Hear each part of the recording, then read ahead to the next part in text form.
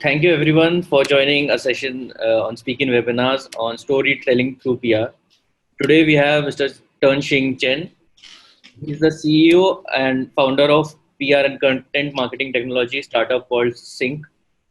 With a decade of experience in public relations and content marketing, Terng Chen is combining traditional PR and content methods with automation technology to create truly scalable solutions. Thank you, Terng, for your time today, and I leave the floor open to you for your presentation. Awesome. Thank you for that introduction. I must say, when I say a decade of experience, I think it's a little bit more than that. I realize that I tend to lie about my age a little bit too much. Okay, so let's just jump straight into it, guys. Feel free to ask questions throughout as well, because if there's anything that you need, I'll look for the blinking light on top to tell me there's a question. Or Manik, if you can jump in and let me know if there's any questions that I missed, yeah? Sure. Awesome, thank you very much. Okay, let me see if I can get this working. All right, so Manik's already given a really good introduction to what we do. So we don't talk too much about the technology behind what we do because it tends to confuse a lot of our more traditional clients. But usually what we do is we just work with startups, SMEs, and businesses to help them scale through PR and content. Right, so a little bit about me. It's over a decade. It's about 13 to 14 years, I think, right now. And I've worked across the spectrum in PR. So one thing that I really focused on, and it's very similar to what we're sharing right now, is really the art of the message that you want to share. And it's the art of actually telling a story and creating a narrative. So that's really what I want to share with you guys right now. And maybe also during a Q&A session or during this webinar, just feel free to stop asking any questions that's related to what you guys want to talk about. All right, so here's a very quick agenda of what we're going to do.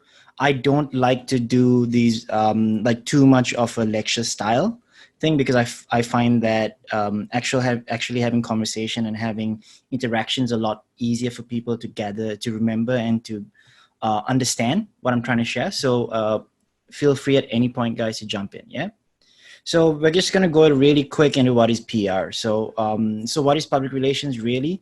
There are about 1,000 different definitions out there. And if you ask anybody who works in PR, you're probably going to get a very different answer each time.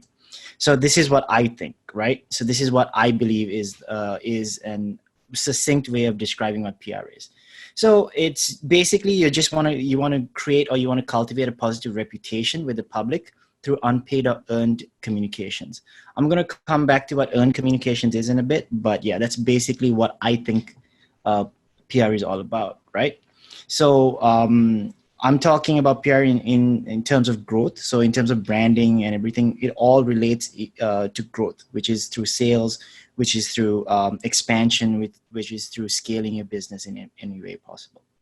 So when we talk about building new business, it's all about if you're a digital company, if you're which most companies are right now, at least have a digital presence of some sort. It's all about increasing web traffic, inbound lead generation, for example. People downloading your app if you're a technology company that has a mobile app. And the other thing is about actually creating a brand, right? It's about creating brand trust. So how do you actually educate your customer about new technologies that you have, or why your service is better or different? And it's about lowering the cost of acquisition, because the more people trust your brand, the more likely they are to want to buy into it, want to purchase something from you. And if you're running, for example, digital ads, or your salespeople on the phone, or meeting people at events, this is actually one of the best ways to lower the cost of acquisition. All right, guys, let me know if I'm going too fast. Okay, so now we're coming into the meat of everything, is what actually makes a good story. So yeah, this one, I'm not exactly proud of this slide, but I think it's really funny in the sense that it follows I believe the story and the very traditional Disney fairy tale story, which is you have a dragon, you have a glorious knight who tries to slay the dragon in order to free the princess, where they get married, or he gets money for it. Because I want to be a little bit more practical. It's not always about trying to get the girl or trying to find somebody, trying to find a partner, right? So what really makes a story is really this.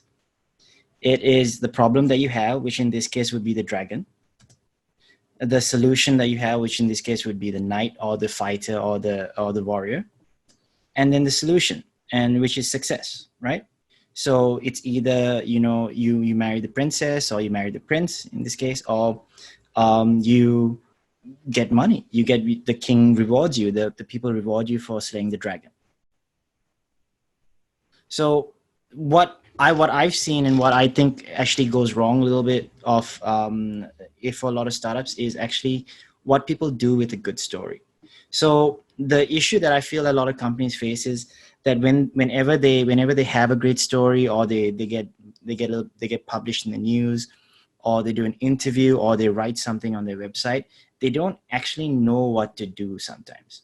So what do you do with the good stories? You actually have to tell everyone. So by telling everyone, that means if you get published in the Times of India, or in TechCrunch, for example, or one of those publications that are valuable to you and to your customer, or your customers, or your stakeholders, you really need to be able to tell people. So that's all about putting on your socials, for example, but that doesn't actually stop you from being more proactive.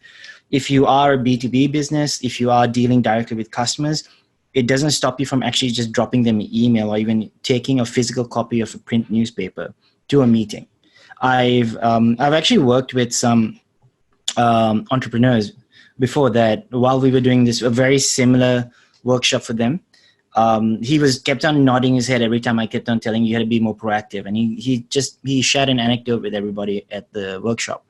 And what he said was, he was featured in one of the biggest newspapers in the country.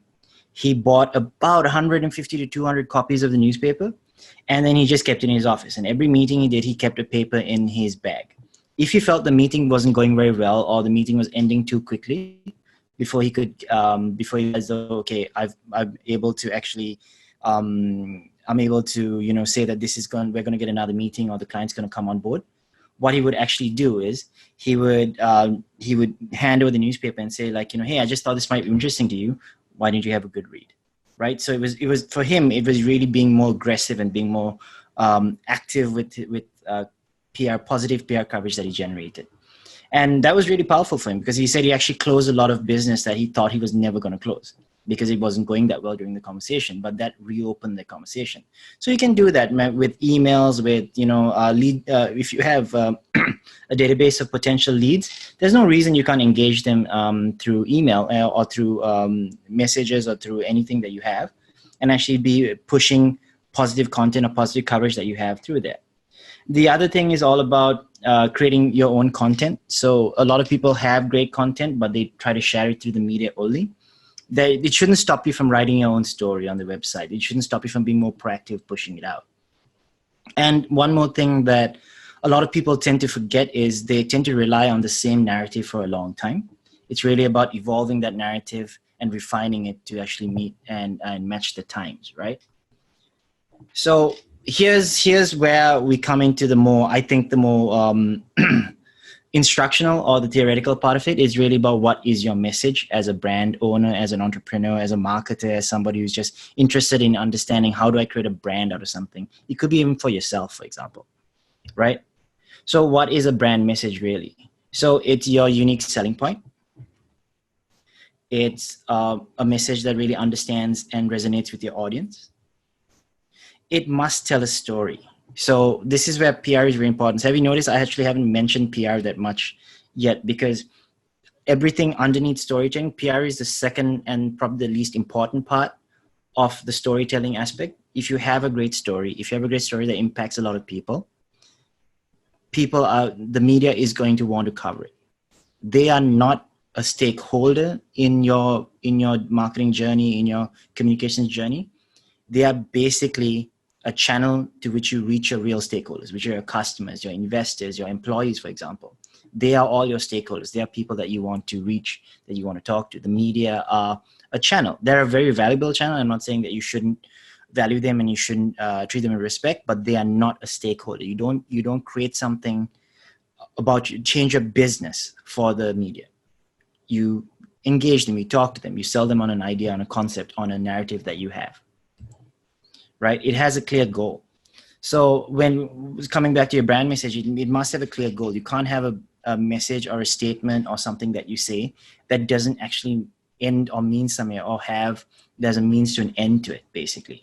So what's the outcome you want from it? It must be very clear to you, and must be very clear to the people that are listening to you. And it must add value. This is where I think maybe deserves a little bit of explanation. And guys, as I mentioned, please feel free to ask any questions at any point if anything is not clear. When I say it must add value, what I really mean there is when you're sharing something about your brand, or you're sharing something about the service or the industry that you deal with, if it doesn't add value to the person listening, then it really doesn't. They won't really stay with you. They won't listen to you. They won't actually find any value. They won't understand and actually want to retain that knowledge about your brand. Okay, we have a question from Arjun. How do you create a uniform brand message for platform businesses where one side are consumers and the other side are suppliers as audience? Okay, so Arjun, thank you so much. That's actually a very good question, right? I hope you don't mind me answering the question here, because if typing, it'll just take too long and people just hear my keys. So one of the things that we actually talk about a lot with our clients and with other people that we do workshops for. This is a question that actually came up 2 days ago, if I'm not mistaken, at a workshop that I did. Your uniform brand message actually is what we call an overarching message. So it's basically that key elevated pitch, or that one statement that defines your brand to a point that you're comfortable with it, but it obviously doesn't share everything. Underneath that elevated pitch, or that elevated statement, that main statement about your brand. For example, if you're an e-commerce brand, you provide the highest quality, curated highest quality products in the, let's just say, in the mobile phone space, for people who value original, high quality, good customer service, and fast delivery. Right, so we're talking that would be a very, very bad but a very brief overarching statement that you could have. But then now you're dealing more with consumers, so under there you should have different related messages. So again, it's not one message; it's basically one message that informs and is related to a bunch of different messages. So, for example, what you would talk to consumers, you would talk more about the benefits and the value of the e-commerce platform from a consumer perspective. So it's all about, faster delivery, money back guarantee, trusted quality, as well as authenticity. From the supplier side, you would talk about having how the fact that, again, you're talking about consumers, but you're talking from the supplier perspective, how you actually have access and people who use your platform. There are 100 million people using a platform every single month. So your suppliers are like, okay, this is really valuable to me. I should be on this. I should be on this platform. I should be selling my products to 100 million people. That's on a single platform. So it's all related to quality. It's all related to having the most efficient service, or all related to having a high quality brand. That's all on the same core pillars of value that your brand has. But in terms of having the same message, that won't work, but having a uniform message which follow the exact same brand values, that's possible.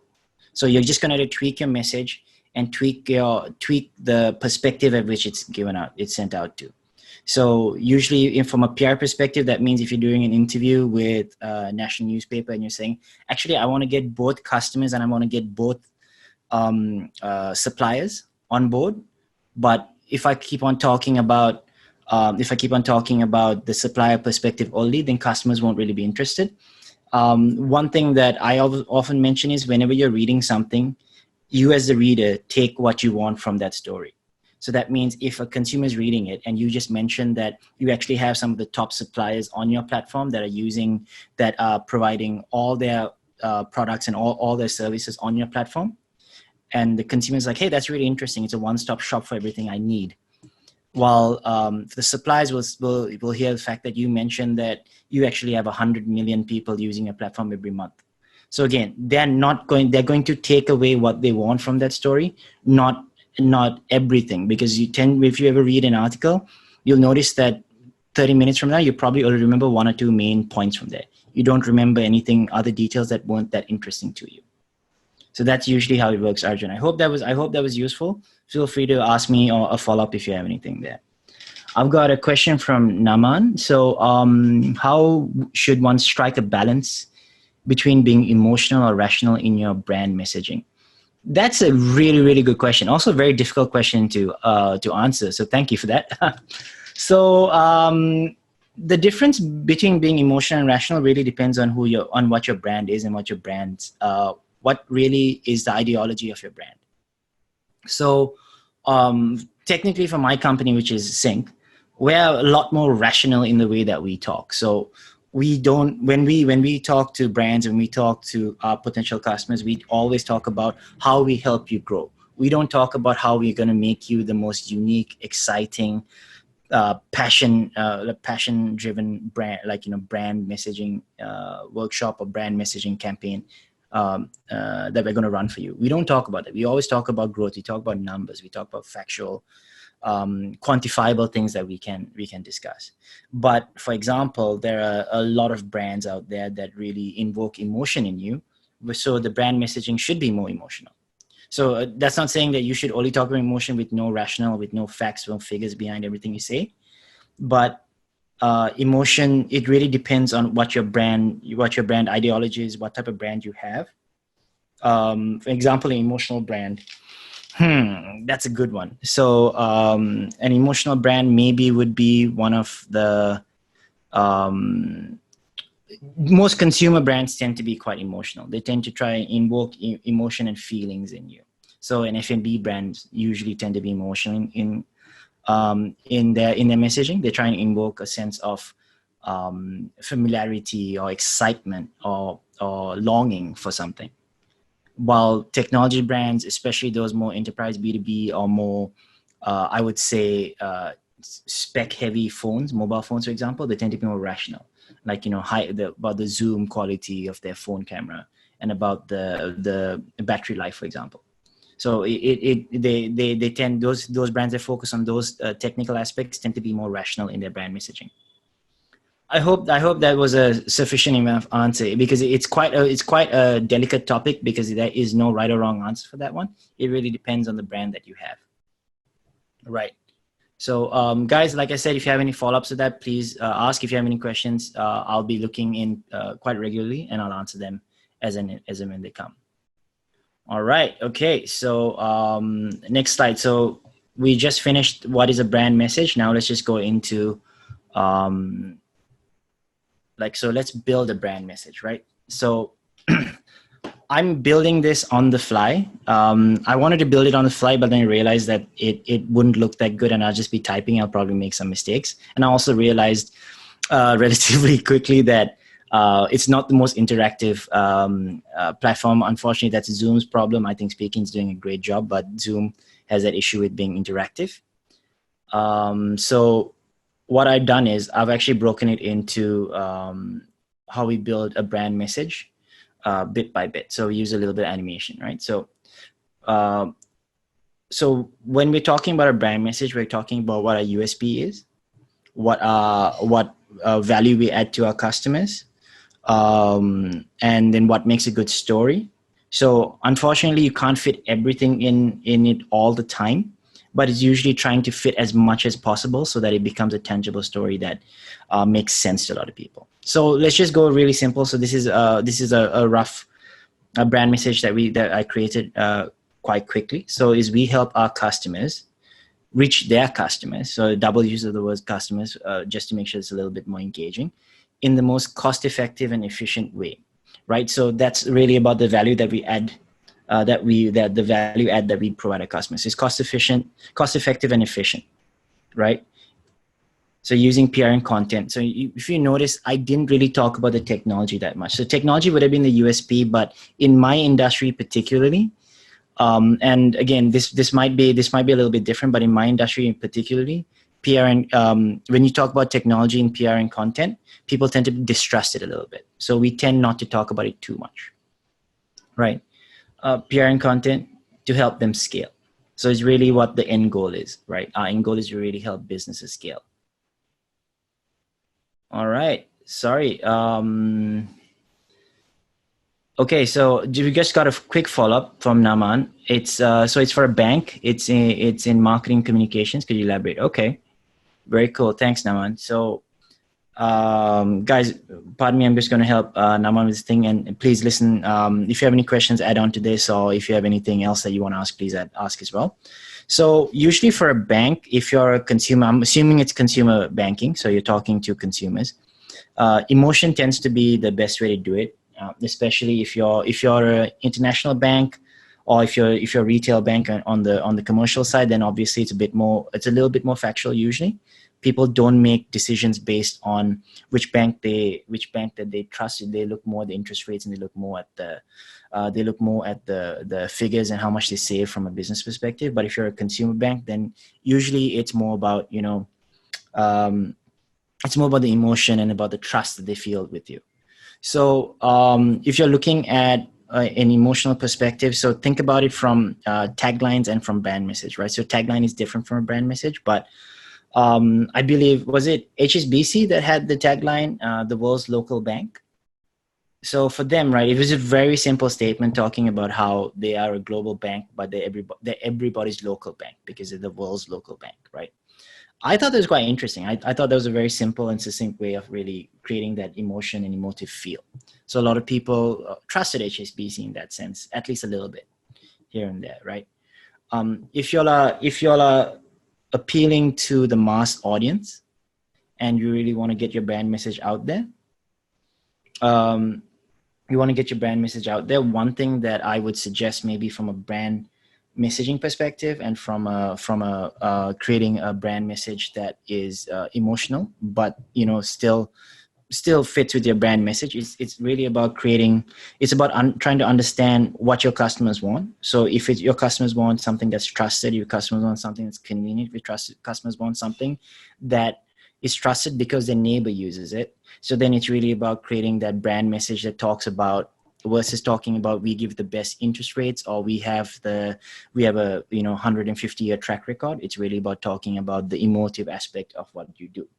So it's about the customer service. It's about the fact that the people who work in the bank are working with you, are living with you. The bank understands their customers because they are your customers, right? The bank's workers are actually customers at the bank themselves, so they know exactly what you're going through, for example. So those are some of the things that you could still maintain a strong brand message while being more emotional versus being coldly rational in that sense.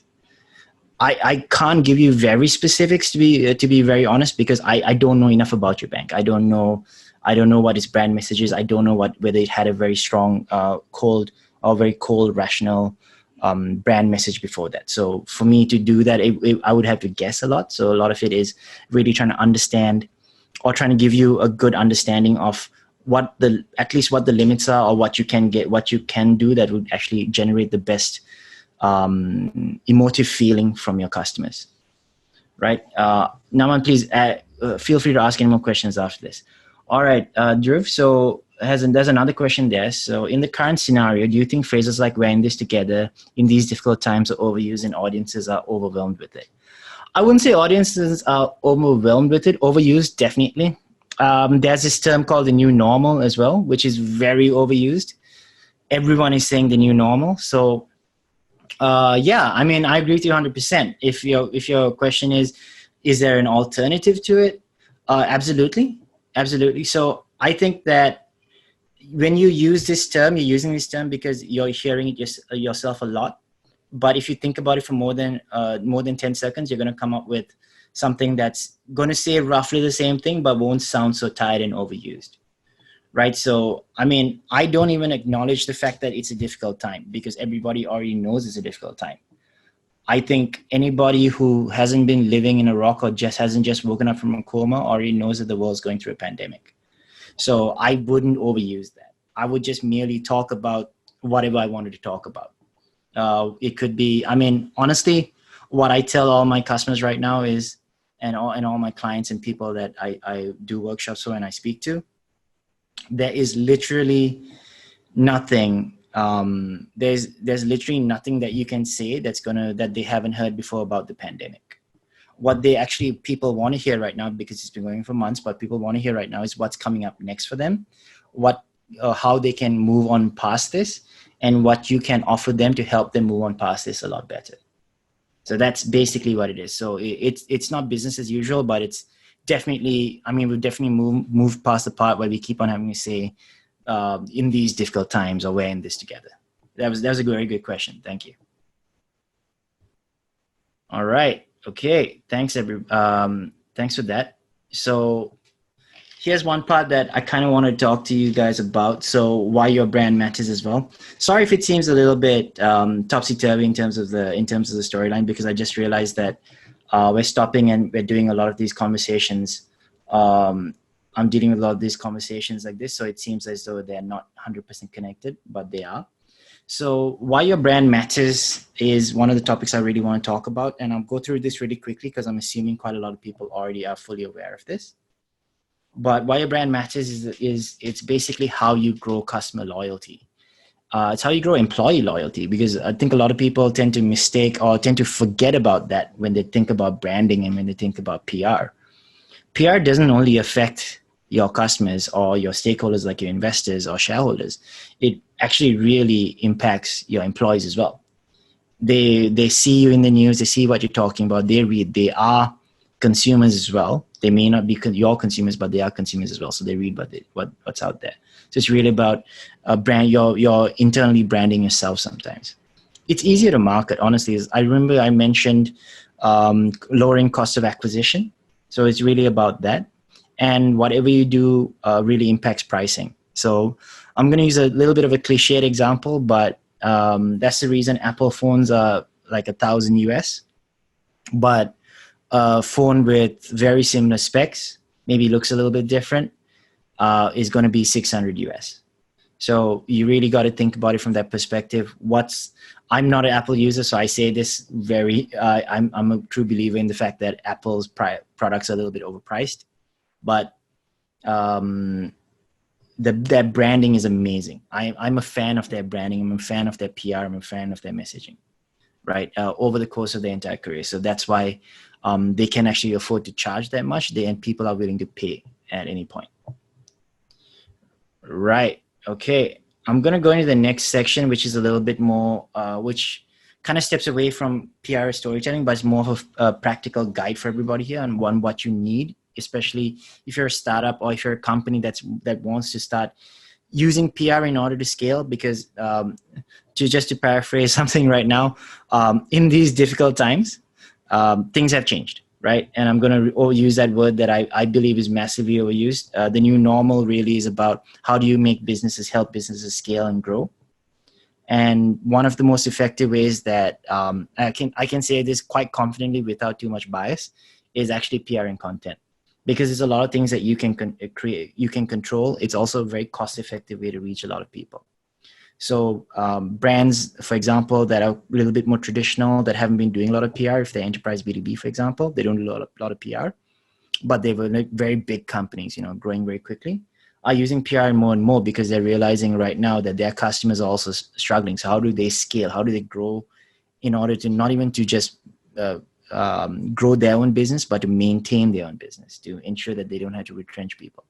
So they're all moving towards PR. So this is a PR starter kit that we kind of want to make sure that everybody has, right? So this may sound simple, but it actually is something that a lot of brands don't have, right? So it's just 3 very simple things. If you have this, you can basically do your own PR, or if you hire an agency or you hire a freelancer, or you hire an internal PR team, they basically will thank you because they have 90% of what they need to really go out and do their job, right? It sounds simple, but honestly, this is probably the most, I would say the majority of brands and people that we speak to and we work with don't have this till we actually go and tell them that they need this, or we help them get themselves, right? So it's really professional looking brand, product, and founder photos. A founder, spokesperson, so it depends on the size of the company, obviously, but you really need these professional or at least really good looking photos, because if you notice, you're more likely to click on a link if the photo is really is a striking photo, is a really good quality photo. something that's grainy, something that doesn't look good, or something that's a very obviously a stock photo, is probably not going to generate a lot of interest from the media side, at least, right? I'll send over this link in a bit. I'll send over this link to everybody. These guys have really good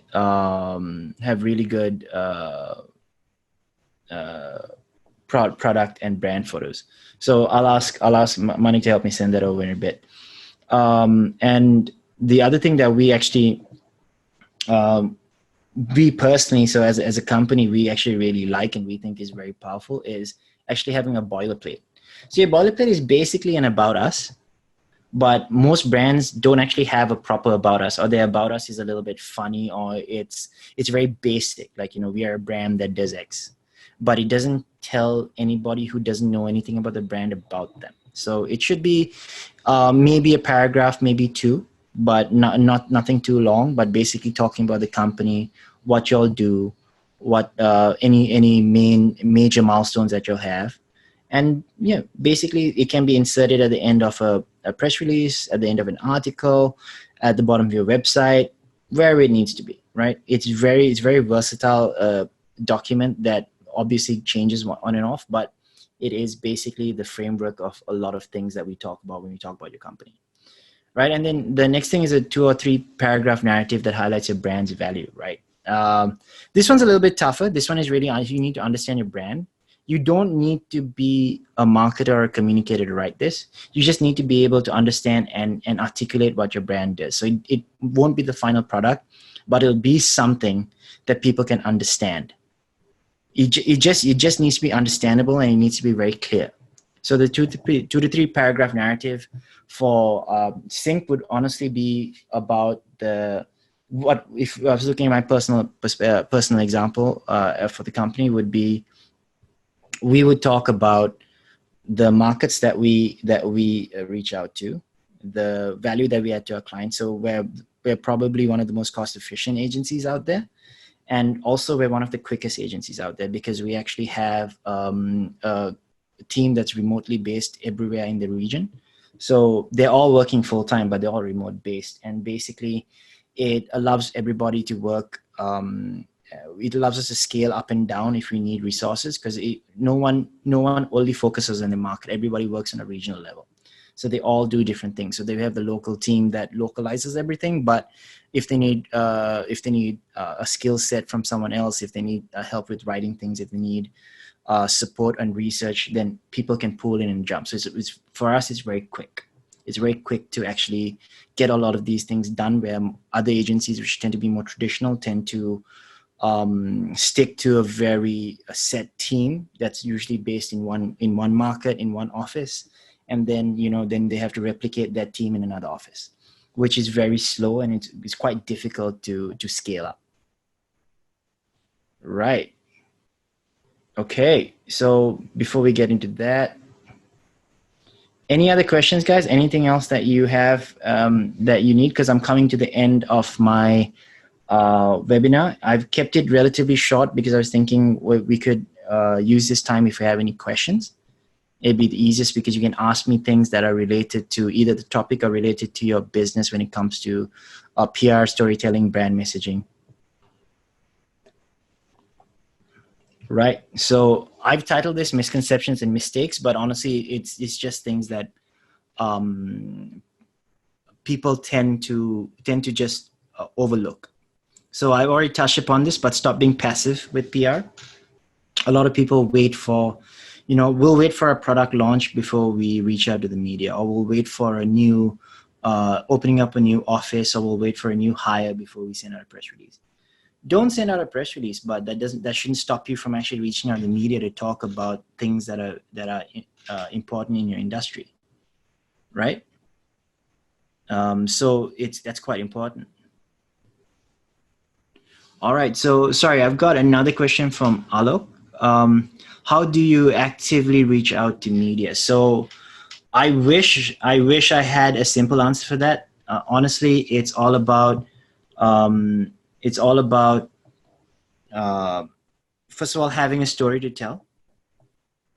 So basically, sorry, Alok, can you tell me which industry you're in, by the way? Because you said, can you recommend any online digital platforms?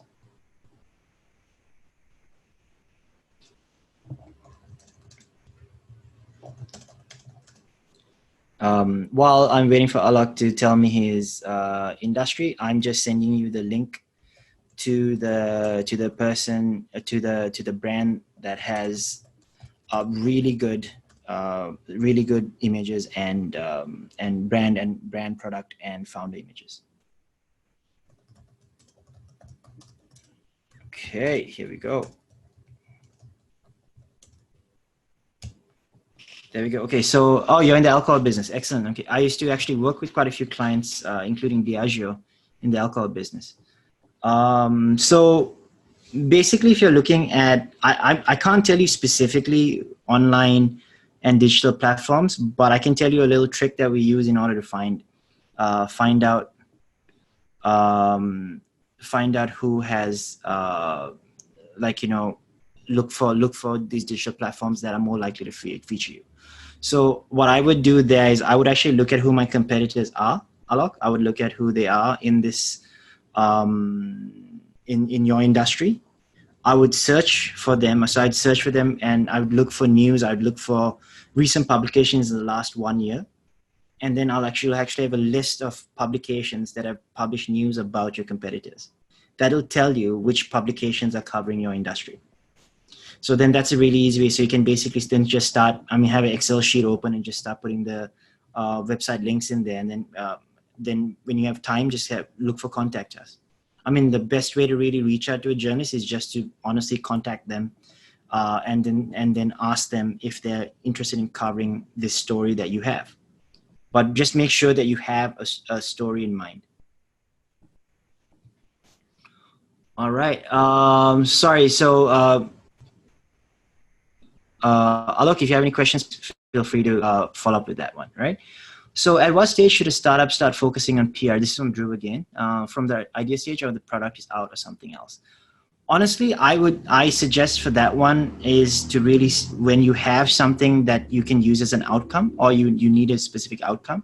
So that's usually when you have a product out in market, because PR will really help boost growth and sales, right? If you just do PR for the sake of PR and people are like, oh, this is exciting, how do I buy your product or how do I buy your service?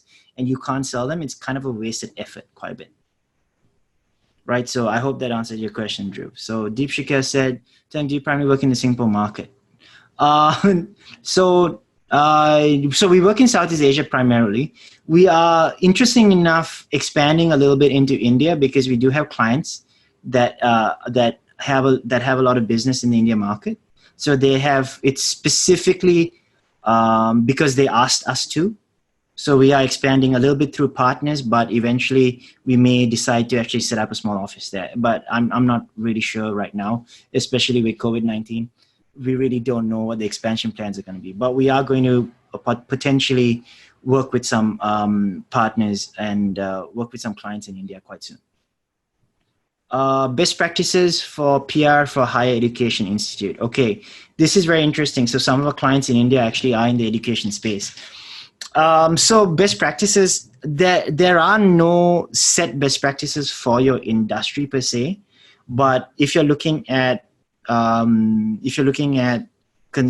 talking to potential students and reaching to their parents, basically, because those are going to be the paymasters usually for education, it's all about getting out there as aggressively as possible, because in our research, so I can't take full credit for this. My team has been really active as well, researching the India market, and we do actually have some Indian staff on our side that are very, very that worked in the journalism journalism industry in India as well. So they're very familiar. One thing that they've often talked about is it's all about really putting yourself there as aggressive as possible. So best practices, I think, versus a set of, these are the steps that you should follow. It really would be, how do you get out as much as possible in a sustainable way? So how do you get in front of the news? How do you talk about issues? How do you talk about topics? Because I think I can't speak too much about this in the Indian market, but the education market tends to be very traditional and tends to be very reactive. I would suggest being a little bit more proactive in that sense, that versus waiting for a topic where somebody comes and asks you something, actually start talking about topics proactively before the media are aware of them. May educate the media about what they need to be talking about from the education standpoint. Because I do know there are some changes coming up with higher education, and especially around the education technology space, where there's going to be a lot of things changing in the market right now. So these are things that you should be talking about. You should be taking a lead if it's relevant to you. All right. So Surabi said, due to COVID-19, the travel and hospitality tech industry has taken a bad hit. How can they leverage PR to remain relevant and survive the crisis? Okay, so yeah, this is where the term new normal and everything really comes in. So travel and hospitality has been really beaten. So one thing that we do suggest to our clients is really versus looking at it only from like in the immediate steps, you need to look at what's coming up next when things start to open up a little bit, because things are definitely not going to open up fully. A lot of countries are going to have travel restrictions, travel limits, and there's going to be reduced air travel for at least 6 months, most likely 1 or 2 years. So one thing that you would do with PR is really you would look at how you can leverage that in order to do a minor pivot, for example. So if you're looking at travel and hospitality, they already have the technology for a lot of these things that could be relevant to in-country travel. That might not be as impacted as international travel would be impacted. So staycations, for example, traveling between different cities. So there's no reason that you can't look inwards sometimes and see whether this may not actually be relevant right now, but with a slight few tweaks, my product could actually be really useful to someone who's traveling from Delhi to another part of India, right? So it's really about looking at how you use PR, how you use that in order to educate the public about the fact that you pivoted, about the fact that you are still offering services, about the fact that you're still relevant in today's, in the way the market runs right now. All right, Deepshika, this is another one. So you spoke about stories. Is a company product launch a story?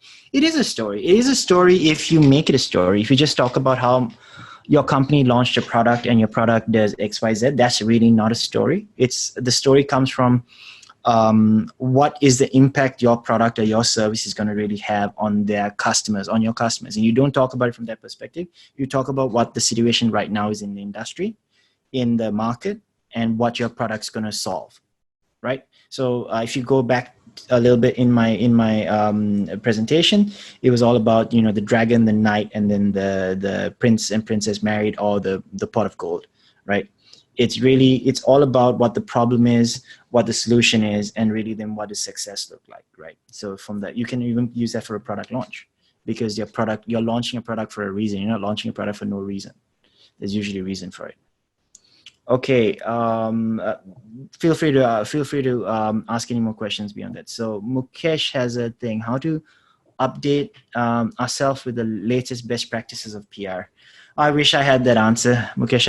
I'm sorry if I sound really down, but the latest best practices of PR, nobody agrees on what it is really, and honestly, in my opinion, and this is something that I do highly recommend getting a second opinion, because this is purely my opinion.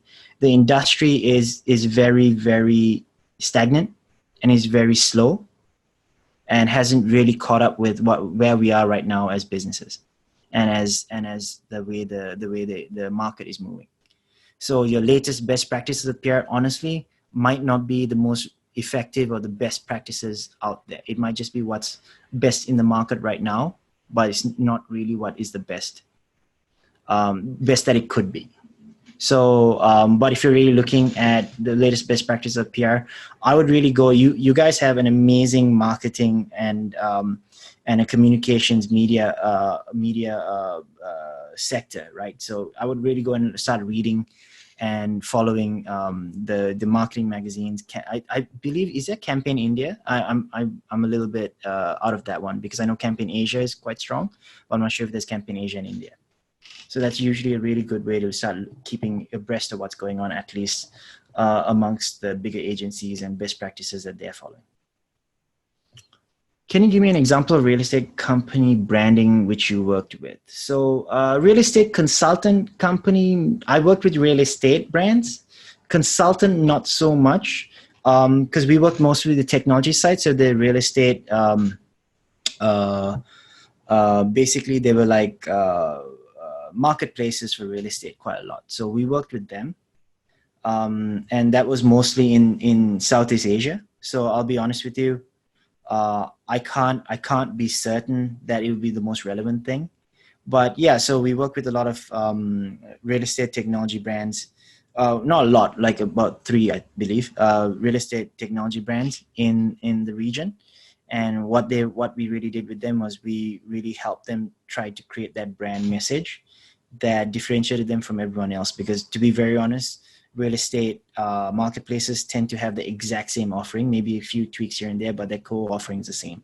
So it's really about how do you create that brand message? How do you create that either rational, emotional connection for the brand to have with their customers? All right, a question from Surabi. Due to code, I believe this is the same question you asked last time. Right. Deepshika has another question. Deepshika, please feel free to ask more questions if you have them. What is the usual warm-up time for doing PR before the product is actually launched?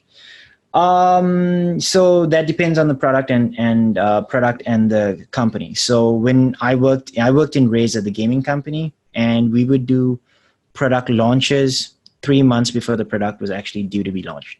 So we would officially launch it and pre-orders would open up.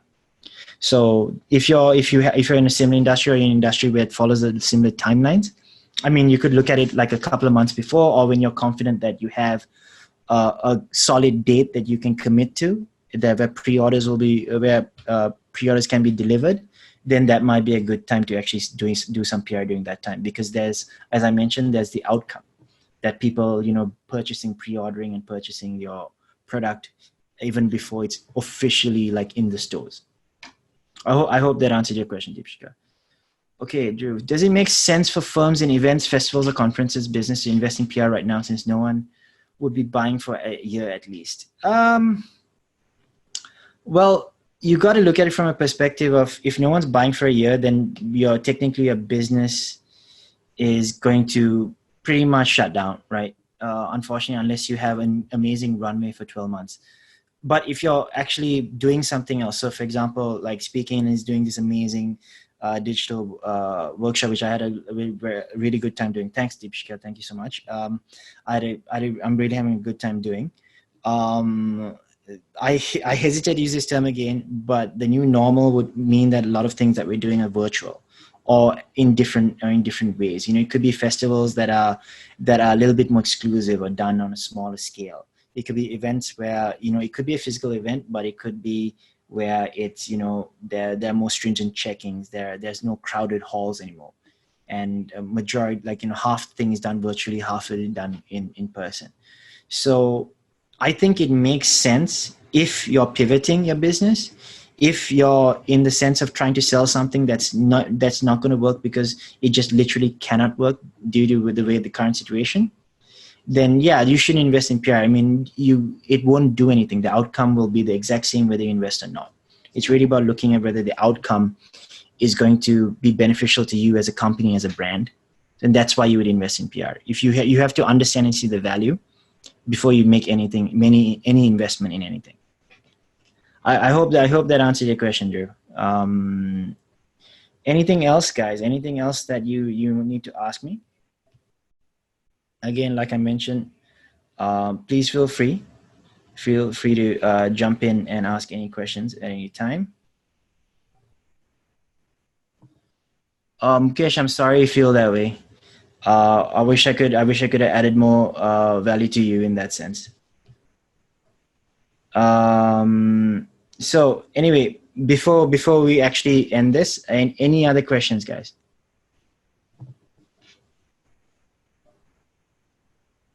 All right. So let me just end it on hopefully on a good note. So as I mentioned, stop being passive with your PR, and then also brands tend to be too narrow focused.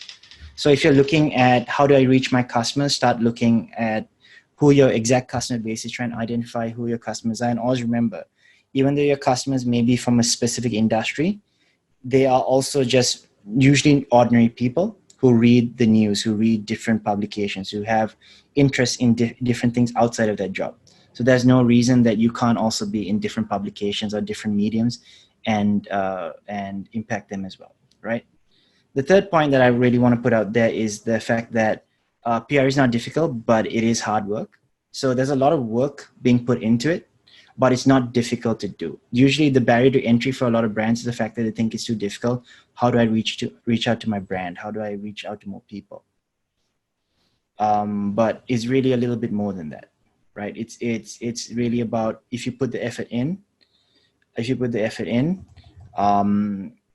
and you just basically take that first step and reach out to the media. I think that's really the first step, and that's really what gets you on the right path. Thank you so much, Terng, for the session, for your time today.